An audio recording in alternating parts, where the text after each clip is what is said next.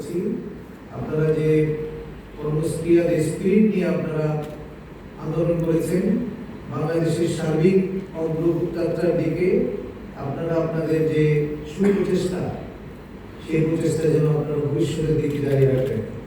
আপনাদের এখানে অধিকাংশ ছাত্র রয়েছে, আমরা আশা করব ছাত্ররা আপনারা পড়াশোনা করবেন এবং আগামী দিনগুলোতে সুখী বাংলাদেশ গড়ার যে প্রত্যয় আপনারা দেখিয়েছেন, যে দুঃসাহস আপনারা দেখিয়েছেন, সেই সাহস নিয়ে আগামী বাংলাদেশ গঠনে আপনারা এগিয়ে যাবেন।